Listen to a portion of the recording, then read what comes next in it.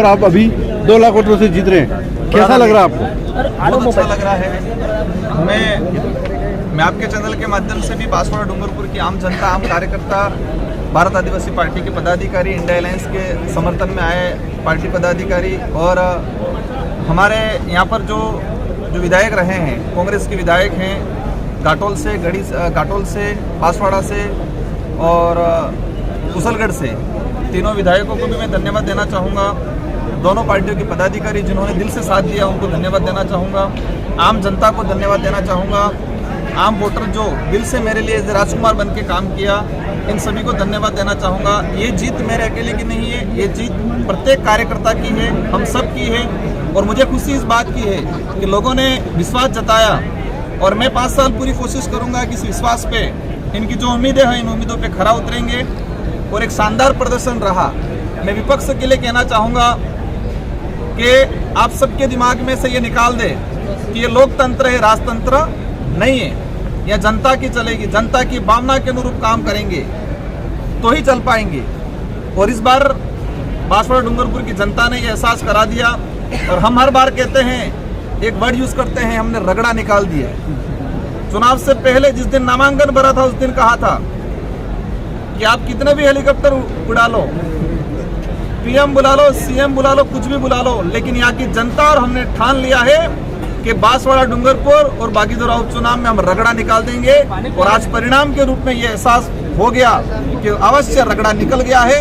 और बागड़ क्षेत्र के अंदर, बिलपट्टी के क्षेत्र के अंदर ये बात करें तो राजनीतिक शुद्धिकरण का काम हो गया है इस बार। महेंद्र जी सिंह मालवीय ने कहा था, ना आप चलेगा ना बाप चलेगा, इनको उखाड़ फेंकेंगे। अब आपका क्या कहना है? देखो, मालवीय जी के लिए मैं, जो उम्र में मेरे से बड़े हैं, मेरे परिवार में सिखाया है कि उम्रदराज लोगों का मान सम्मान करना चाहिए। लेकिन एक सांसद प्रत्याशी थे वो, मैं भी सांसद प्रत्याशी था, लेकिन जिस तरह से इनके दिमाग में था, जिस तरह का उनका ओवर कॉन्फिडेंस था, इस जनता ने एहसास करा दिया। इस जनता ने एहसास करा दिया कि आपको ही हमने, बांसवाड़ा डूंगरपुर की जनता ने ही मालवीय जी को बड़ा बनाया था।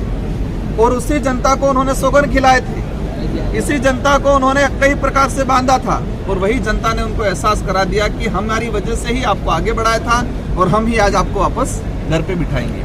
और इस बार उन लोगों ने बिठाने का काम किया। अब बहुमत किस ओर जाने का है अभी तक जिस हिसाब से बन रहे सरकारों को? देखो, अभी तक कोई स्पष्ट नहीं हो पाया है। कोई ये नहीं कह सकता अभी इस टाइम में कि ना एनडीए की बने या ना इंडिया गठबंधन की बने। स्थिति 1 घंटे पर बाद क्लियर होगी। और अवश्य देश लेवल पे जो माहौल बना हुआ है, जिस तरह से एग्जिट पोल आ रहा था 354 का, कोई बता रहा था 400 का, कोई बता रहा 350 का, सारे एग्जिट पोल फेल हुए हैं। बांसवाड़ा सीट के लिए भी एग्जिट पोल जो कई नेशनल मीडिया वाले बता रहे थे ये है वो है, सारे एग्जिट पोल फेल हुए हैं। मीडिया ने जिस तरह से, नेशनल मीडिया, आप लोगों पे नहीं, समाचार प्लस ने आपको बताया था राजकुमार और 2 लाख वोटों से जीत रहे सवेरे। भाई साहब बता रहे हैं, उन्होंने बताया था। और अवश्य देश लेवल की मीडिया की अगर बात करें, मीडिया ने जिस तरह से बढ़ चढ़ के देश की जनता को गुमराह करने का काम किया है और ये परिणाम जो आया है, काफी डिफरेंस आया है। और अवश्य जो स्थिति बन रही है, इंडिया गठबंधन की सरकार बनने की पूरी संभावना है। अब आपने वालों विधायक सीट खाली हो जाएगी, उस पर किसको नया? देखो, हमारी व्यवस्था है। आपने जोरदार सवाल पूछ लिया। हमारे विधानसभा लोग ही, विधानसभा क्षेत्र की जनता ही टिकट देगी। वहाँ पर मैं या कोई हाईकमान टिकट नहीं देगा, उस क्षेत्र की जनता टिकट दे देगी।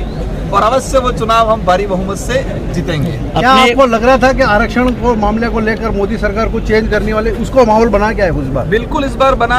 भाजपा के कई मंत्रियों के द्वारा, केंद्र में मंत्री रहे थे, उनके द्वारा कहा गया था कि हम 400 पार लाएंगे, ये खत्म कर देंगे, संविधान खत्म कर देंगे, आरक्षण खत्म कर देंगे।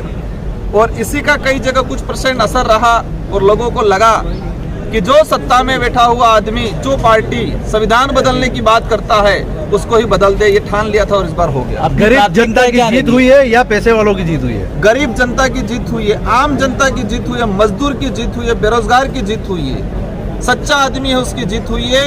तानाशाही और बलशाली लोग जो थे, धनबासे थे, उनकी हार हुई।